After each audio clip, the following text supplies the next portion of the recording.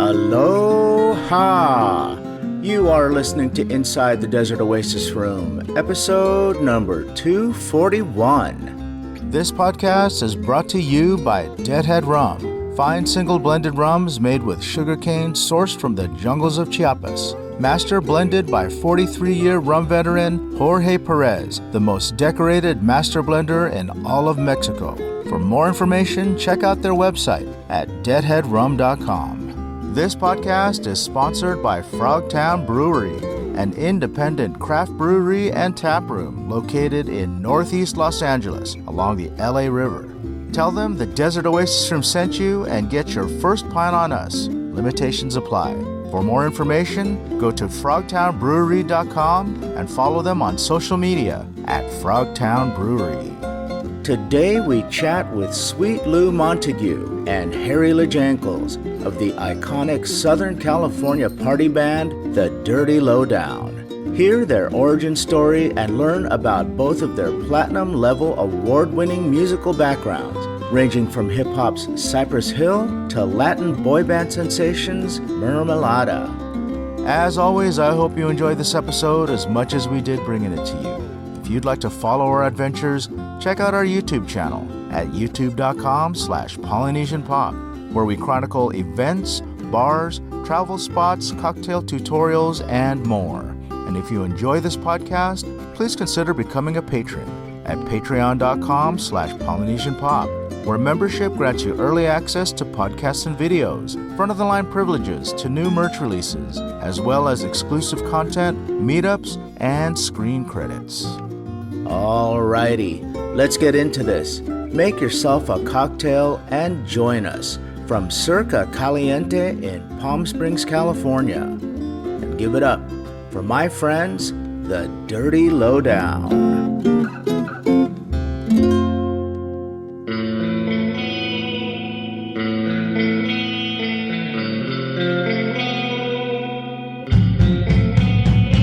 Inside the Desert Oasis Room. Our new line of merch. I was gonna say we got promote that shit. we got some G-strings coming out. Do you really? I'll be wearing that. No, dude, that would actually be a really good thing to have. I'm gonna wear these pants and G-strings, and then I can take the pants off and go with the G-strings. That would be a D-string. Okay, Sure. so I'm already rolling, by the way. Oh no. Shit. Cheers, boys. Cheers. Cheers. I know Cheers. Jeremy will fist bump you. Cheers. Oh, I'm sorry, Harry Djangles. What's happening, party people? We're back with another episode of Inside the Desert Oasis Room, coming to you live from Circa Caliente out here in Palm Springs, California. We've got a special episode for you guys today. We've got the Dirty Lowdown in the house. Yeah. All right, Yeah. Sweet Lou Montague and Harry Djangles. Welcome to the show. Thank you, sir. Should we Thank say you your for real having names us. at all, or are we using the KISS names? Well, we have to address the issue of where the names came from. That's Let's right. talk about That's that. right. Tell me That's how those right. names came about. Well, before we start that, let's talk about Dirty Lowdown real quick. Because for those that are not familiar with the Dirty Lowdown, let's talk about how the band got started and the type of music that you guys play in the Dirty Lowdown. And there's a bunch of stuff I want to say about the music you guys play too, because it's just so fucking great. So tell us about how the band got started. I think this is a fun story. You should start, since it kind of started with Jeremy, with Harry Djangles. Well, I was playing in various projects with Geo, and I sort of wanted to get into some.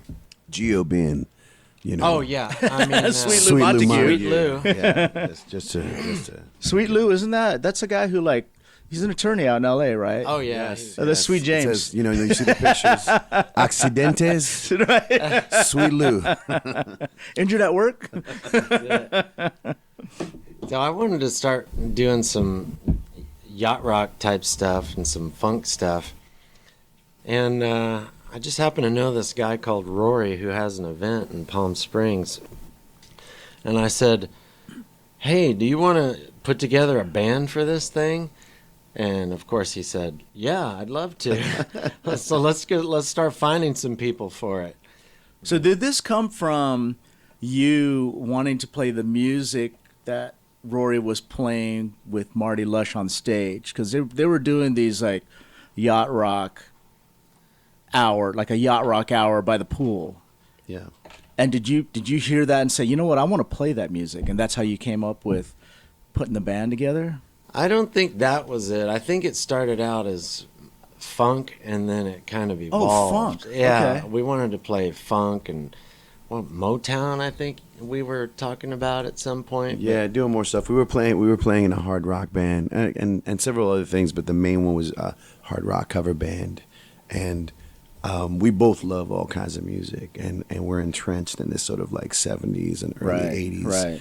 Right.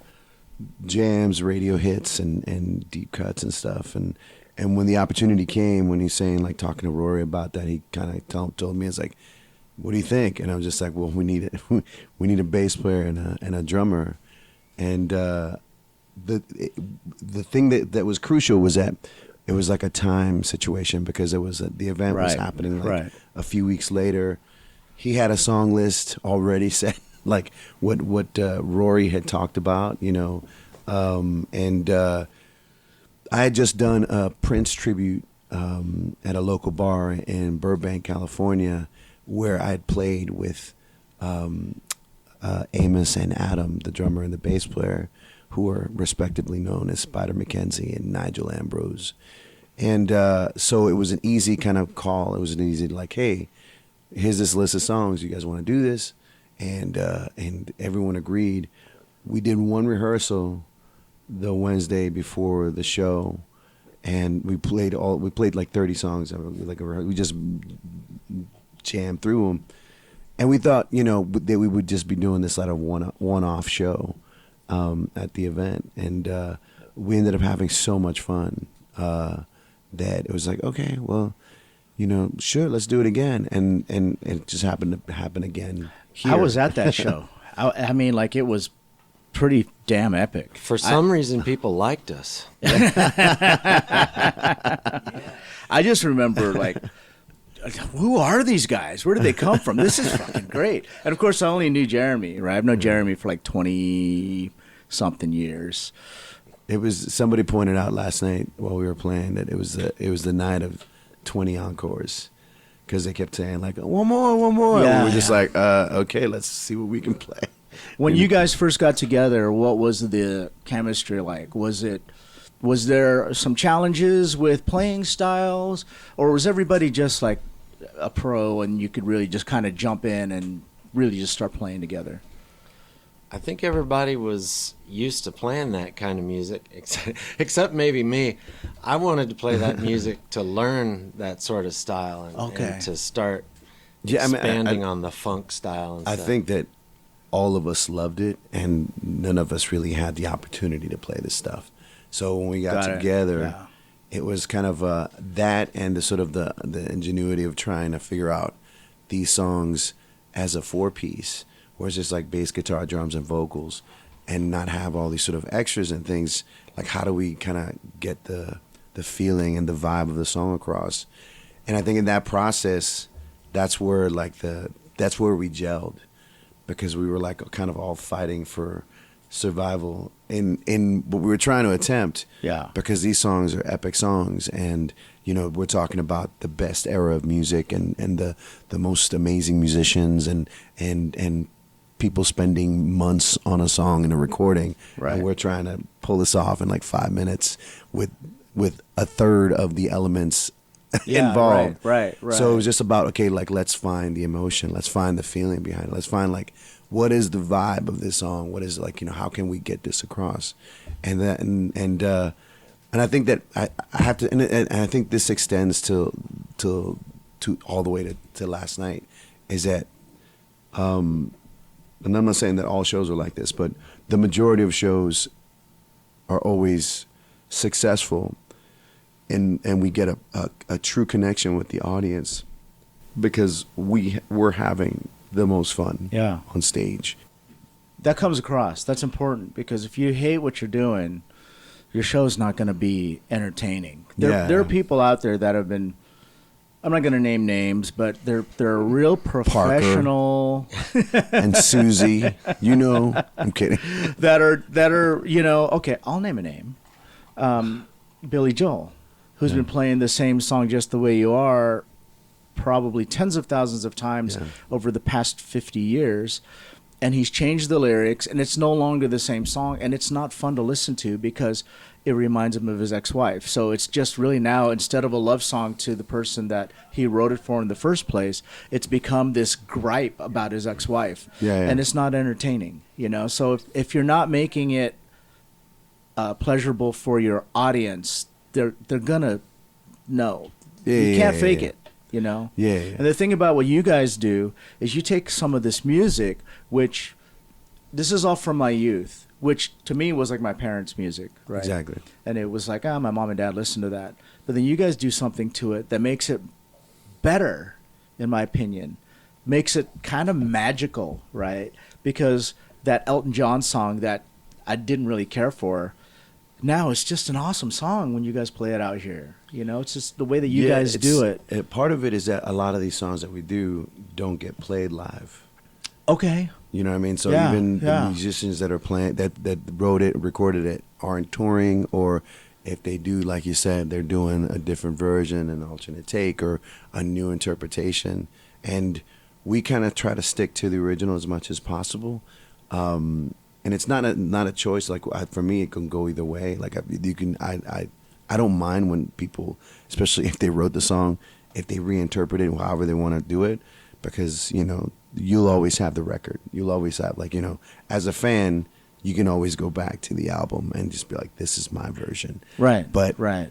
But for us, because what we're trying to do is just kind of like pay tribute to, not only the songs, but what they mean to us. Yeah. Growing up, and whether it's our parents' music, it's like for us, and especially I have to say that it's like the pre-internet era, where we truly had soundtracks to our lives, because we took music everywhere we went, and we were always out and about and doing things, and with people constantly, and different people every day, and you had things with family and friends, and it's just, and it was constantly, you had a soundtrack to that, and so you kind of want to honor that in a way, that sort of like that emotion.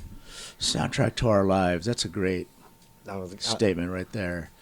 I was going to say, I can relate to what you're talking about, because one of the great things about learning cover songs is that you start out with a song and you go, oh my God, why did they pick this song?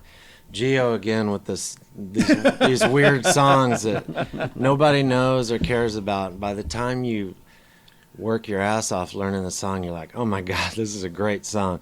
It's like a rediscovery when you go to play it again. Well, rediscovery is a great description, because that's how a lot of our experiences when we see you guys perform this, right? It's something that, oh my God, I haven't heard this song since I was 8 years old or 9 years old or whatever it is. And it was the soundtrack to my life at that time in my life.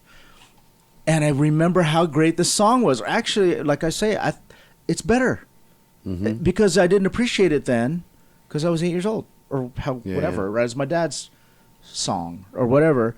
And then now you guys are playing this music, and it's like, what a great song. How come I never thought of that before with this song? And then I'm going back and I'm looking for it online so I can put it on my iPod and play it in the car. Yeah. Yeah. I mean, I think a lot of it has to do too with how you experience music in general. And I feel like when we were growing up, music was so intrinsic with our lives, but it was also a thing that we did, that we actually listened to music. Right. Now music is just in the background, or like it's like, right. hey, and like, you get in your car in the driveway and you turn on the right, I need to have the right song before I take off or whatever. And you know what I mean?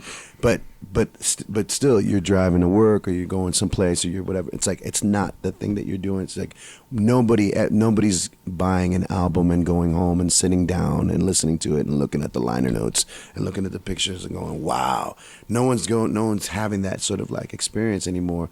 But you have to have that experience when you watch 100%. someone live. 100%. Because you're there. You know, there's no other thing to do but drink and dance, you know, or you know, and watch. So you're that connection is like such a strong one. So because we're playing the songs that we're playing, instantly there's a button that gets pushed, like you said, and you're like, oh shit. And Oh. also, you know, music today is so different. The music experience, I should say, today is so different. One of the things that my kids are in their 20s now, and they've never experienced what I experienced when I was like in high school, spending a Friday night at Tower Records 3 or 4 hours just walking Just through the store, looking at just records. looking at records. Yeah, and like, you know, music was a different experience for us, right? And so all this stuff, all this nostalgia you guys are bringing back, it's touching us in a way that, like, you know, it's reawakening those memories and those experiences. Yeah. I want to talk about the songs that you guys play because we're talking about the music. Not everybody's going to be familiar with what you're playing. So I love that you describe it as AM Gold. And of course, Yacht Rock. People are going to give me shit for this. Look at the comments. You can see. I love the Yacht Rock because, again, it reminds me of my youth. How many songs you guys playing these days? I heard somewhere over 400 you guys have in your catalog. Well, I wouldn't say that much, but I think in our existence we've definitely played about 200. Probably no more than Yeah. 375. 375. Like 273, 273. How are you choosing like what to play? I think for a long time we almost had a rule that every time we played we would try one or two new songs. Okay. And I mean, there's so many songs that we did. There's a gazillion songs that we only have done a couple of times, but also we've also been very susceptible to having themes or having like specific. So we'll pay tribute to artists. Like if the second somebody passes away, they're like, okay, shit, we got to learn 3 songs. Got to do some Eddie Money tonight. Got to do some Eddie Money. Yeah. It was a while ago. But yeah, no, it's like, it's just because it always feels like, okay. I love Eddie Money. City Rock. Is that what they call that? City Rock? Yeah, it's Camaro rock. And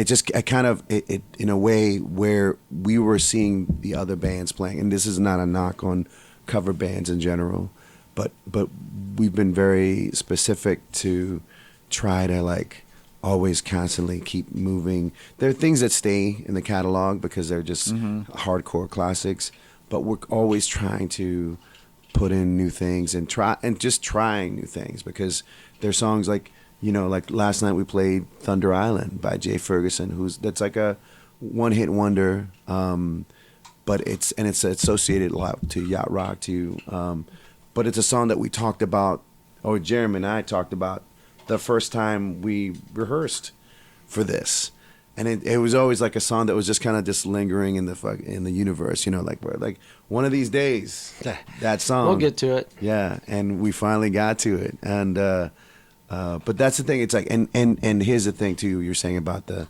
labels and stuff. It's hard. I like I love the term yacht rock, which means like, you know, like anything associated to it, but because it's just that particular. It's just really, I just say it's mid-70s to early 80s radio music. Right. You know, Right. so it's just like that stuff that was just played on the radio. So back then, when you can listen to Top 40, you would listen to Kenny Rogers, Eddie Rabbitt, next to Donna Summer, Right. next to, Right. you know, Kiss, Yeah. next to, you know, and this was all being played on Top 40 radio. And that's I was like, I tell my own kids, you don't understand how like insanely lucky we were, because to me it's in a weird way like a cultural thing as well, where we might have not known this, but we were more open to different things at the time, and different experiences because of this kind of music. Yeah. You know, I know that people were against a lot of different things back in the day, like, you know. Well, where you came from, it's more so than here. We back in the day, we like to divide our music, the genres. Where he's from, they would play everything. Well, so Side I by do have a side. comment about that because when I was in high school, I felt this need to identify myself musically. Am I a hip hop kid? Yeah. Do I listen to punk music? You know, we had the goths. We called them the groovy ghoulies. And we had like, you know, the Hessians. You I call listened the to darkies, heavy the metal darkies. music, right? And like, who was I? Like, what did I listen to? I always thought that I was more of like a hip hop R&B guy. But then when I listened to music from that era, I realized, no, actually I wasn't, because I'm nostalgic for the second British invasion of all the new wave, right? Yeah, yeah. And then all the 80s pop. And I actually love it all, you know? I mean, you find, I'm sure, like a lot of people find themselves where they feel they get crazy feelings over songs that back in the day they thought were shit. Yeah. You know, But then you said earlier, soundtrack of our lives. There are songs Exactly, that will come on, exactly. and you'll remember what was happening at that time of your life. Yeah. You know, a song will come on, and I'll think like, "Oh, that's when I first got my driver's license." I thought you were And going to say something else. You're right. Your first what? my first. I pictured a hand in the conversation. This is when I first got my first job. McDonald's.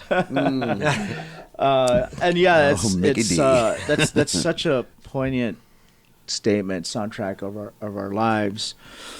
I just wanted to kind of point out something that Jeremy referred to. I grew up in Dominican Republic. Oh, okay. And I cherish my time there because it was one of those things where, you know, we took what we got musically. And the radio, we didn't have the sort of the crazy radio that here in the States at the time. I mean, there were many radio stations in Dominican Republic, but most of them were playing Spanish music. And there were 3 stations that played English music, and one of them played what was popular in the U.S. The other played what was popular in the U.K. because it was a BBC radio one, and the other one played soft rock. You know, So you were exposed to, like, I don't know if we had something like that. Right? No, we didn't. That's one thing I was kind of jealous about his upbringing, was because We had the Mighty 690. at certain Mighty points, 690. The Mighty 690, that was AM 690, and then we had Kiss FM on FM. at certain points I felt like I wasn't allowed, like in the metal years, I wasn't allowed to listen to other stuff like funk and blues. Like, Right, I have right. to be metal right This is now. what I mean. Yeah. Because in high school, we had this thing where, like, well, what are you? Who do you hang out with? You pick your tribe. We're all trying to find our identity. Yeah. You know what I mean? This guy had it all, and I'm like, man, I wish I would have been exposed to that, Yeah. all of it that early. I could have been, Yeah. but it just didn't happen like that. And So was there a challenge learning some of the songs because you weren't as experienced in that style of music? I would say so, yeah, I think so. But you know, I got it eventually. So Yeah, right.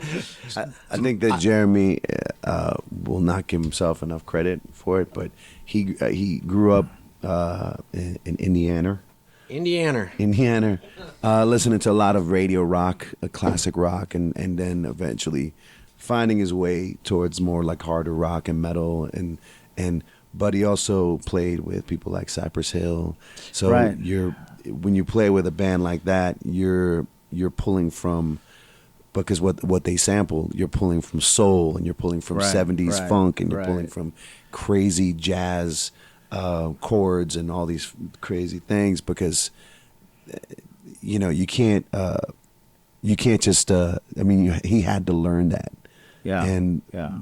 by osmosis, he already was like in track for doing what we do today.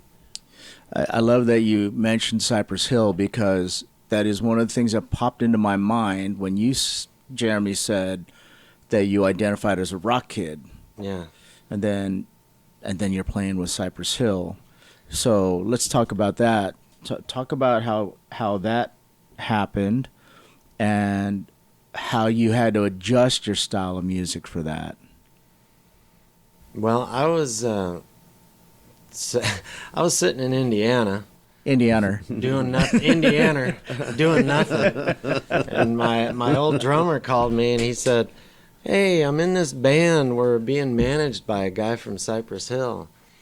Why don't you pack everything you have and come to L.A. and audition for this band?" And I'm like, dude, wait a minute.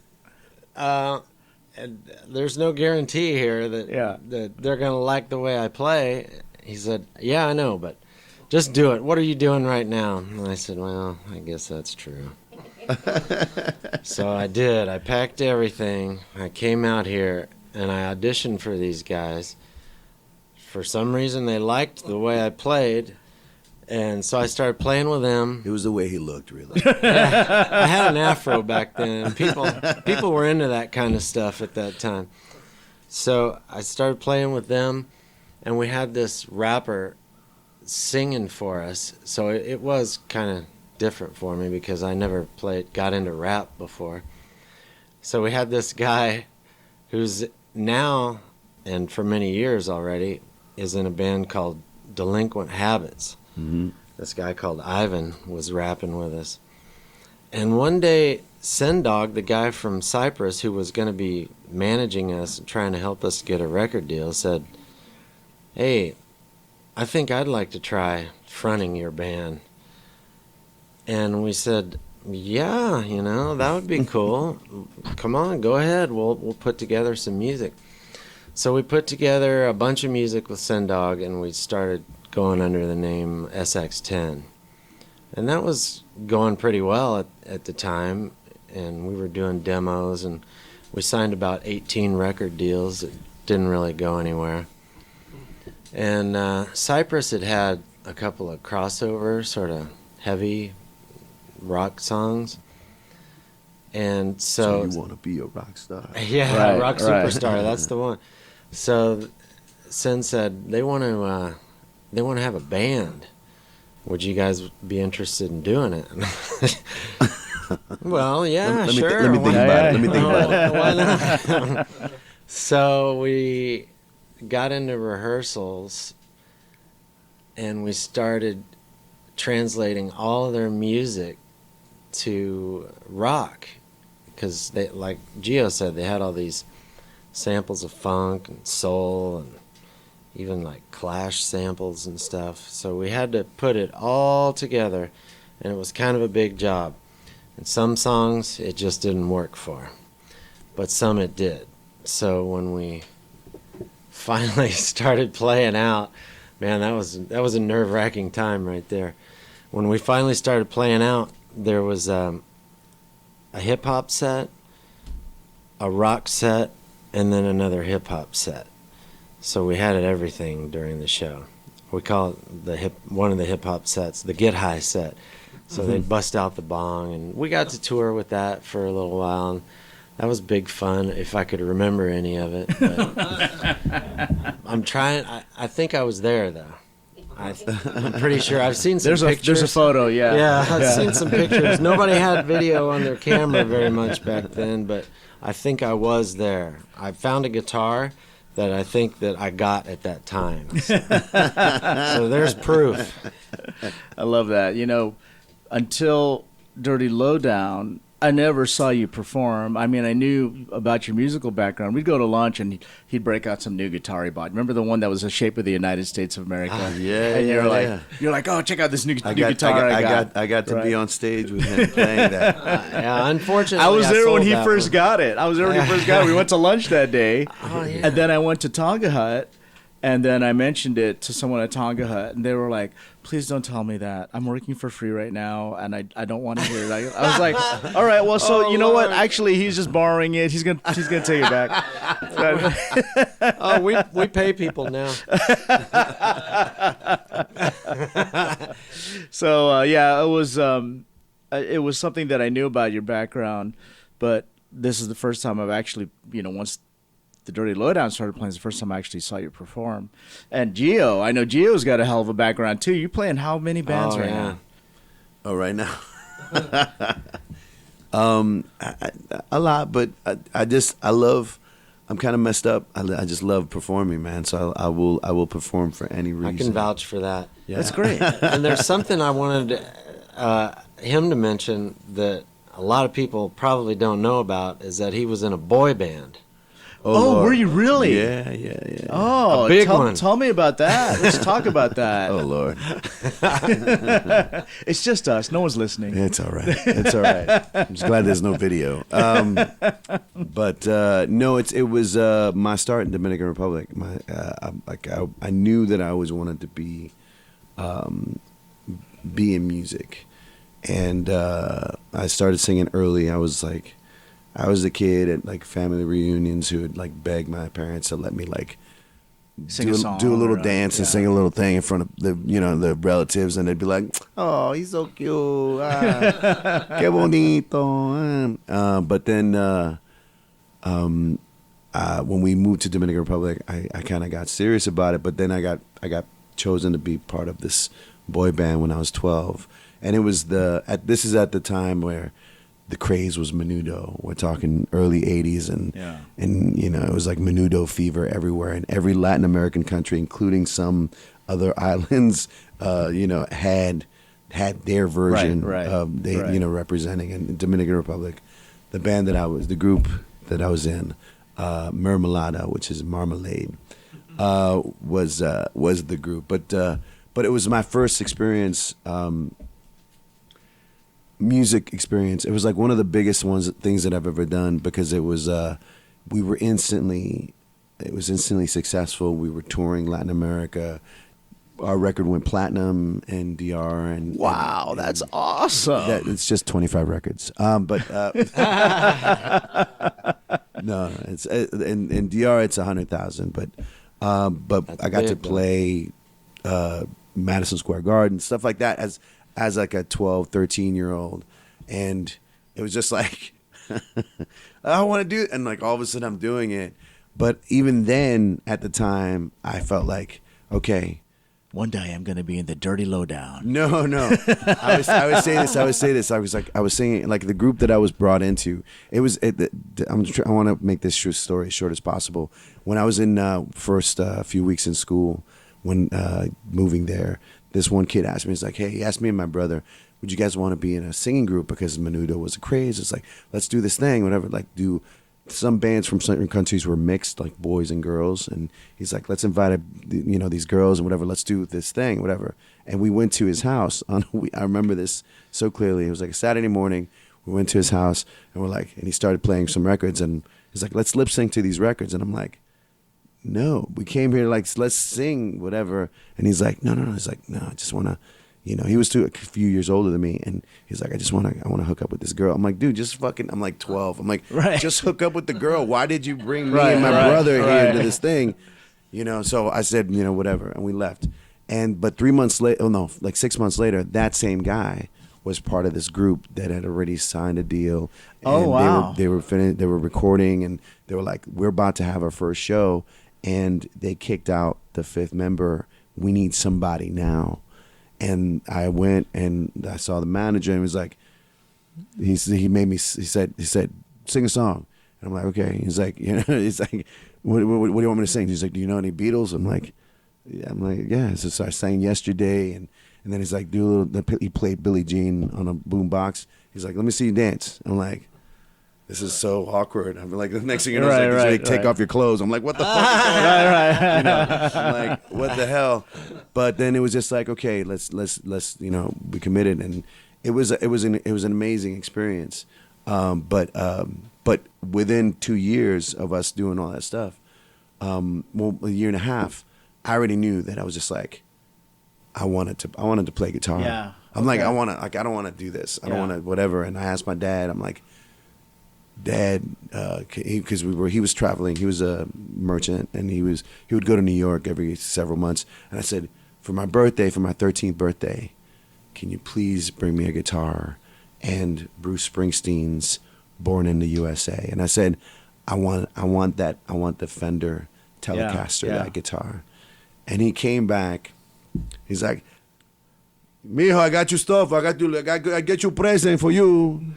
And it wasn't Bruce Springsteen's Born in the USA. It was Rick Springfield Living in Oz. Which Pretty close. I can see the confusion. Right. And it was like this beat up secondhand guitar. Right. The pickup guard was all broken, and it was a Galanti Grand Prix. It's like this weird Italian guitar that they made in the '60s. So if anybody's got one, we're Yes, looking for one. Yeah, it had switch buttons on it, like, and I fucking love that guitar, and I played it for like 2 months straight. Like I just did chords or whatever, and in my neighborhood, in Dominican Republic, there was a band. There was a band like a rock band that was playing. Like I could always hear them rehearsing, and a friend of mine who sang, they had reached out to him and they said, would you sing for us? He didn't like rock music, but he knew me. He's like, let me take you over because you want to meet these people and whatever. Like, bring your guitar, like we can hang out, whatever. And I was like, yes, this is it. I'm gonna, And these, I was 13. These guys were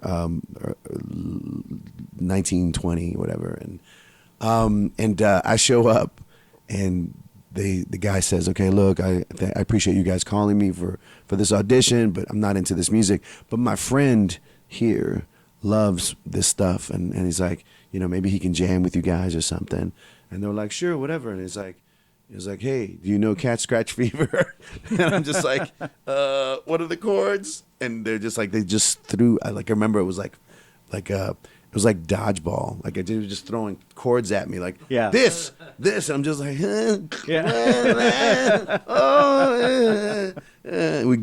we didn't get through the song. We barely got through the song. And the drummer, they had this long living room where they rehearsed, and the drummer felt like so far away. And the drummer from the back just said, "Do you sing?" And I'm just like. And it's like, then I grabbed the mic, and that was it. And I just I dropped the guitar. Wow. And it's just like I became a singer, like at that moment. Like wow. But I had been singing before, but that's when I the idea of being a lead singer in a band. And that's interesting because when you were singing before, you're like, I don't want to do this. I want to play guitar. Yeah, I mean, it was just a weird thing. Wow. Once you get that mic in your hand, man. I'm telling you. Yeah, well, you guys do it so well. We never got to talk about where the names come from. Oh yeah, that's all Gio. We're gonna let him tell that. So let's hear about the names of all the band members and how each of those came about. Where are you pulling those from? So the original four. Also here. Yeah, all here. The original four. Harry Djangles on guitar. Nigel Ambrose on bass, Spider McKenzie on drums, and myself, Sweet Lou Montague, on vocals. When we played here, the second time we played here, we were going as, ironically, hauling oats. Yeah. Like pulling oats, like oatmeal. And I think we only played like one hauling oats song, but it was just like a weird, stupid name to kind of use. But we played we played the second show there, and it was compared to the first show, it was still a lot of fun, but it definitely had kind of dropped like the vibe of it, where it was a good fun show, but it was just like, well, okay, well, the first show was crazy, whatever, blah blah. But we played our sets, and this is what happened. We ended up playing, and Roy was like, "You guys don't need to play anymore," And we sat at a table. And we ordered food. We're sitting around, eating, drinking, and making jokes. And Roy's kind of like busting balls and shit. And all of a sudden, this party comes in. Like it was like 20 to 30 people coming to the Reef, and they were all dressed up in. And I always say this like the eyes wide shut vibe. They had like masks and all weird kind of like lace outfits. And sex party was over. They're coming out for a cocktail. That's what we think. That's what it felt like. That's what it felt like. And then there was one guy who was almost like wearing a wizard outfit who was kind of leading everyone. And when the second they arrived, it was like, oh shit, I guess we gotta go back to. We were done. I guess we should go back up on stage. Yeah, they and were play. kind of yelling like, "What? You guys are done? We just got here." So we started playing, and then a few songs in, I realized that the wizard was calling people by different names. Like he would say like, Lady Charmelaine, come here, and Peter 2 Feet or whatever the good names it was. Right. They were weird names, and we're just like, wow, these people have these crazy names. And I just said, hey, brother, what about our names? Oh, so they named you. So this guy named you. Wizard named us. The personality on this guy was unbelievable. I mean, he was like, I don't know if you. He almost had like a weird Paul Lynde, Bruce Valanche vibe. Okay. You know, like that. You know who Bruce Valanche is? Yeah. To another game show veteran, I guess. But it was just like kind of like he had like a lot of like a beard and he was a little chunky and but he was very energetic and forward with us. And it was clear that he was the leader of Yeah. that bunch. Yeah. The names fit really well, I think. It's kind of unbelievable. The names, like they actually look like the people that they belong to me. He just rattled them off. That's he hilarious. Just rattled them off like it was nothing. That's hilarious. And they were pretty unbelievable. I remember the first time I watched you guys play, and I didn't know the names, but I just, even the look of the band, I don't know how orchestrated that is or how thought out that is, but matching the names to the look and then the look to the act or the music. Mm-hmm. I remember watching you guys for the first time here at the Reef, and your drummer, we're going to call him Spider McKenzie because I don't know his real name, he just looked like the kind of guy that would play in a band that plays this kind of music, and he still does. Like, I even thought about it last night when I saw him on the stage. I thought, yeah, he looks like the kind of guy that would play drums in this kind of band. Yeah. Yeah. Just, I don't know how much there is behind it. Great little drummer. Great look. Great little drummer. I love the look. Yeah. You guys played recently at an event for us at Frogtown Brewery. Yes. So thank you for that. That was awesome. Aloha Sunday, which we do every month at Frogtown Brewery, and it was a beer collab for which we were doing the release of my new beer, and we just knew we had to have you there because we wanted to have a band that brought the party for this beer release. And of course, the brewery didn't know you guys, and I just kept saying, "No, just trust me. Just trust me. They'll bring the party. It'll be a good time." They wanted me to send links and stuff. Can you send us videos just so we know, like this? Right. And I didn't do that. I said, "Just trust me. Just trust me." And then when you guys were there, it was nothing but compliments. Everybody was just, the owners and the other people, the employees that were there were like, "Oh my God, these guys are so good," because the music also gets piped into the brewery, and some of them thought that it was the real band playing the music. Did you hear that? Yeah. Someone told you that. So yeah, they thought it was a real band. I'm like, no, that's the Dirty Lowdown, the ones that we hired. And they're like, wow. And I'm telling this story for a couple reasons. Number one, I want to say thank you for that because it was really great. When Gio and I first started setting this up, one of the things that I always ask for when we hire a band is for 3 sets, because we want to make sure there's music that plays from the beginning of the event to the end of the event. And Gio was like, "Oh, 3 sets. We just normally play all the way through." And I was like, "What?"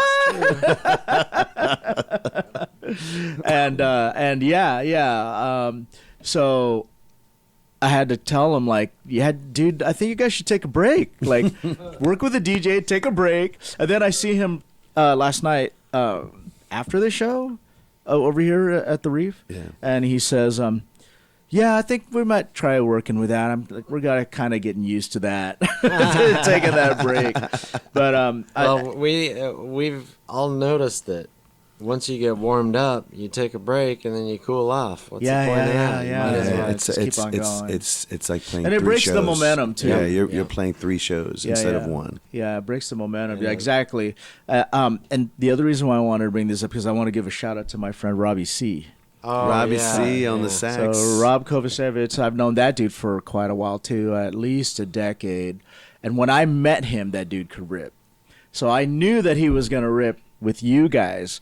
And it wasn't something that was planned although it kind of was, because Yeah. he sends me a note and he says, "Hey man, you got your new beer coming out? I think I'll go. I think I'm gonna go down there." I said, "Sweet, bring your sax." He's like, "All right," because that's just what he does. He's like, "Okay." So he brings the sax, and I wasn't gonna impose on you guys. It's gonna be like, if it happens, it happens. I'm not gonna be like, "Hey, is it okay if my friend comes up?" Like, I wasn't gonna. It's like, if it happens, it happens. Yeah. And so I think he came up for the third set. Yeah, and you 'cause guys it were was between the second and third set Second and third. that you introduced me to. yeah, and him. I also wasn't gonna say, "Hey, dude, when are you gonna go up there?" It was like Yeah. he brought a sax. If it happens, it happens, right? So I just left it. And then I guess he approached you guys, and you guys were like, Yeah, why did you tell us?" I talked to him because it was just like, yeah, I play sax, and I'm like, do you have your sax with you? And he's like, yeah, it's in the car. I'm like, go get it. Yeah, but someone said, like, "Why don't you tell us? We played all our songs." Yeah, we played with our sax songs Yeah, already. already. And I was talking to Adam this morning, and I was kind of saying, it's like when you're at Blockbuster. You can't think of the movies that you wanted to see. Right. So we couldn't think of like, wait, what songs? Yeah, I know yeah. We've got like 8 songs with sax, but we couldn't think of any of them. But everybody was like, "Careless Whisper. You got to do Careless Well, Whisper." so Mo thought of Careless Whisper. The Careless Whisper was Mo. Was Mo. It was Mo because I was talking to Mo, and she was just like, she's like, it looks like your sax guy is getting ready. And he's like, is he gonna play Careless Whisper? And I was just like, aha! Yeah. Oh, and here's the best part. You guys had never played Careless Whisper. Oh, yeah, And he yeah. had never played with the band. So it was all a first, and it fucking ripped. It ripped. So I said, I'll put that video on our Patreon so people can see that. And if you're not a Patreon, join the Patreon, patreon.com/PolynesianPop. And you'll get to see this awesome video of you guys playing this song for the first time, which looks like you've been playing it for a long time. It looks well rehearsed. It felt a little more precarious to me than that. Because I had to go to the It's fantastic, keyboardist. right? I thought it was Yeah. fantastic. I had to go to the keyboardist and I go, "Have you ever played Careless Whisper?" And I said, "Yeah." And I said, "Okay, what key is it in? Can you show me the song?" That was one reason that it was good that we had breaks that day, because I was able to sort of pick it up. you know? Yeah. Because usually what happens is that when we play shows, somebody will have a request, and sometimes it'll be a song we've never played or something. And if it's a song that we're familiar with, we're like, sure, let's give it a try. Right, Maybe, right. maybe And not. that's what we call like we mentioned it last night. We had a few of those last night. We call them brown bunnies Brown bunnies. because we're pulling straight Right, out of your ass. Yeah. And sometimes it's just like, somebody in the audience, or maybe it was you that said I look like Danny Zuko. That was me. That was like, I was took my off my bright jacket idea. and he said, "Lo, Danny Zuko." Right. And I started singing Sandy, but then Adam started playing the one that I want. Yeah. And that was it. And we were off. And it was the most messed up version of it. But we love just going, okay, we're going all in. Yeah. And it's like, because it's this is what we do, man. This is what we do. We're musicians, we're on stage, and we love that sort of fire and that sort of like we see it. We see the passion. yeah. And we have each other. This is the main thing, is that we have each other. Yeah. So when we do these things, we all know that everyone's ass is tight. Where everyone's like freaking out, or we're doing it together. Everyone's like, okay, well, fuck, but we get through it. And sometimes we surprise ourselves, and sometimes songs get added to our set list because someone will say, "Will you try this?" And and sometimes some people say, "Can you try this song?" And I just go, "No." Yeah. It's like we know a lot of songs, but we don't know all of them. Yeah. And on a side note, don't play basketball with this guy when he's wearing his Danny Zuko shirt. He'll just chase you around with a fist. It's not a good scene. I want to say, you were mentioning Robbie Z, Robbie C. We have this thing still for a long time, that anyone who got on our stage with us instantly got a Dirty Lowdown name. Okay. They don't always remember him. They don't always remember. Some people have like 3 or 4 different names because every time they come up on stage with us, they get a different one. But from the original 4 members, in the last year and a half, we've added 2 members. We've added keyboards and an extra vocalist. And the keyboardist, his name is Kurtzweiler. Okay. That's his Dirty Lowdown name. And his real name is Mark. And the vocalist is Queen Chablis Ice. But her name is Erin.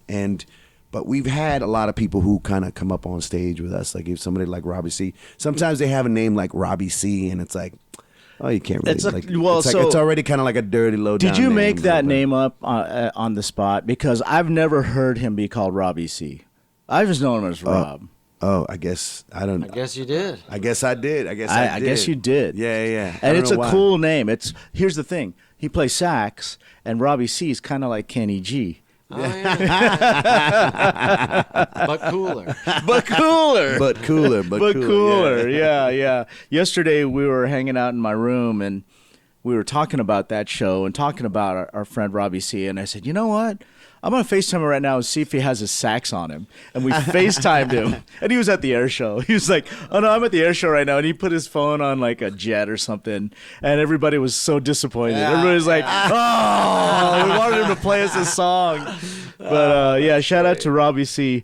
I want to talk about your podcast real quick, Gio, because at one point you asked me to be on the podcast, and you said, so this podcast is Truck Stop Mixtape, and I looked it up, and it's 10 songs that have made an impact on your life, and you said something like it's a way of getting to learn about you based on these songs that mean something to you. And as someone who's lived as long as I have, because I'm an old guy now, I couldn't pick 10 songs. Yeah. I always tell people, like, here's the thing with that podcast. It still hasn't officially aired. Okay. I've been just... You're just collecting the episodes right now? I have a bunch of episodes lined up. But Truck Stop Mixtape, that itself was something that was born out of the pandemic and the lockdown. Got it. And, you know, we the second that happened, we instantly started making videos. The Dirty Lowdown was recording. We were doing kind of covers, just collaborative covers, everyone from their home, and I was editing, and Adam was mixing the sound, and we were putting these videos out. But from the response from that, I realized that summer, I remember that summer was just like a dark summer as far as like the lockdown. Sure. It was like the George Floyd stuff and all this crazy politically and whatever. And it wasn't until the fall or late fall that I realized that I'm seeing too many people needing like an outlet, and I'm seeing too many people putting things out that are not getting the attention that they deserved. And I thought, you know what, let me just have a weekly party. And I started having a live stream where I was sharing people's music and sharing the videos that people were putting out. And it was just more like a Casey Kasem kind of top 40 kind of vibe. And I did that. I mean, I still do that. I do it like once or twice a month. I don't do it every week now. But from that, I've started this other podcast.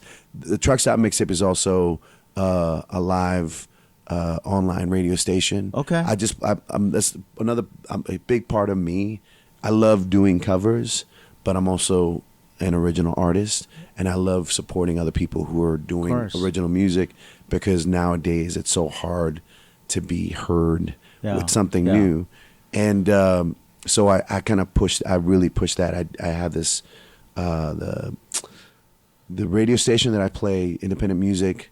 I do the live stream. I started this podcast, and I'll get to the podcast, but and I also started an open mic every Monday at a place called Bar 10 in Tarzana, where I'm having independent artists perform as well every Monday. Just because I'm just like, you know, like you mentioned before, like you're in how many bands you're in? It's like I can't stop doing things related to music. Now the podcast came from my friend who said, you should be doing like everyone's doing, like why don't you have like a podcast, like an actual podcast? And I started to think of like how, you know, I kind of fell on the idea, which is where the name comes from, Truck Stop Mixtape, but fell on the idea how we used to make mixtapes for people. We used to make CDs for people, and we used to like, it was kind of like a sometimes you were trying to woo somebody. Sometimes you were trying to make somebody feel better. Sometimes you were trying to like inspire someone, and you'd make a Yeah. you'd make a mixtape. You know, Yeah. and you were very deliberate about your song choices, 100%. and maybe even the design of the cassette. Yeah, you do like yeah, fancy yeah, drawings yeah. or whatever, and I feel like it's a lost art. 100%. I You would know? agree with that. So I have a friend who has a website where he does that. Like these days, people are making playlists, but playlists don't have any limit to them. So this way, you have to choose 10. Yeah. Right. And he has on his website, he has a link that says, "I made you a mixtape." That's what he calls it. I made you a mixtape, and then he was releasing something like every month. And I don't know if he still does that, but I used to check it all the time because he'd compile like a certain grouping of songs. And it was also very limited because I used to think like, oh, like this is all I get. But then I get it. The mixtape concept is that you have limited amount of time, so you have to pick the most important ones. And I couldn't pick 10.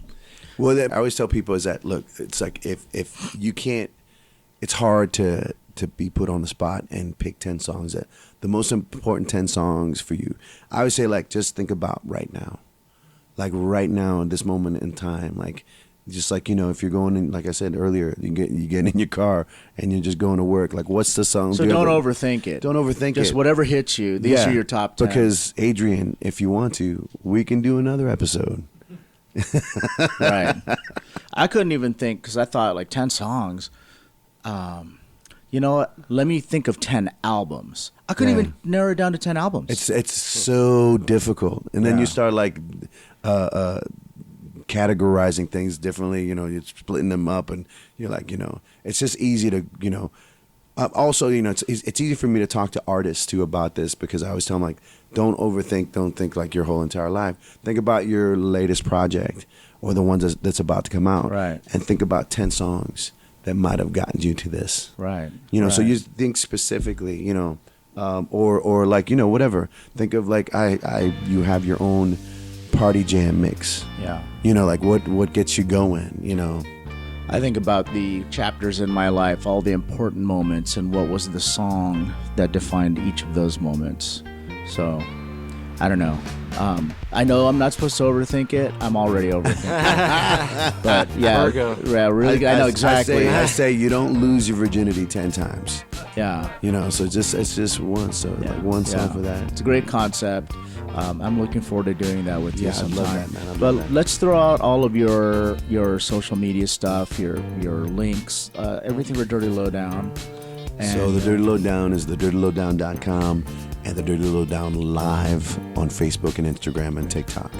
And people can go there to see the show schedule, events, and all that kind of videos, stuff. and- See you and, guys. I'm also going to have videos of our friends, the Dirty Lowdown, on our YouTube, youtube.com/Polynesian Pop. And for our Patreons that are out there, I mentioned that before, patreon.com/Polynesian Pop. I put up some videos from previous shows in there that are exclusive to our Patreon members that, like last Caliente, you guys did some stuff in this private party at Sancho's Cantina. That's right. And I recorded like 1 or 2 songs and put it up on the Patreon because, you know, we are such fans of the band, and if you want more, get on the Patreon, you'll get more. And I'd be remiss to not shout out the bar that Cypress Hill money bought. Our friend Jeremy at the Tonga Hut. Shout out to Tonga Hut. Shout out to Jeremy. And that's available at 12808 Victory Boulevard. North Hollywood. That's the web address. Oh, is it really? No, I'm joking. No, you go in, open the door, and you walk up to the bar and you order a drink. That's how you get to the Tonga Hut. If people are listening to this, 254 North Palm Canyon. yeah, they listen to this podcast. They know the Tonga Hut, but we're going to give you guys another shout. So there's 2 Instagrams, right? One for Hollywood, one for Palm Springs. Correct. And what are those? I don't know. I think one is Tonga Hut and one is Tonga Hut PS. Sounds That's good right. to me. That's right. All right, will do. All you got to do is type in Tonga Hut in Google and you'll find that. So we want to give you guys a shout out. Thank you for supporting the podcast and always entertaining us when we go to the bar. Well, you know, we try. Yeah, right. All right, well, I want to say thank you to our friends here from the Dirty Lowdown, Sweet Lou Montague and Harry Djangles, That's it. for taking time out of Circa and to sit down and talk with us. You guys are about ready to play another set here in like an hour and a half or something, right? That's correct. Yes, and thank God they moved it inside. Oh, did they really? Yep. I was gonna say it's like 105 outside. Yeah, it's gonna get hotter. That's crazy. And a couple days ago, I think last week it was 117. Oh, Lord. That's insane. All right, we're going to go inside the reef to check that out. And if you guys want more, we have YouTube. You can follow our adventures at youtube.com/PolynesianPop. If you'd like to support the show, patreon.com/PolynesianPop. We appreciate all of you for listening to this episode. Until the next time, cheers and aloha.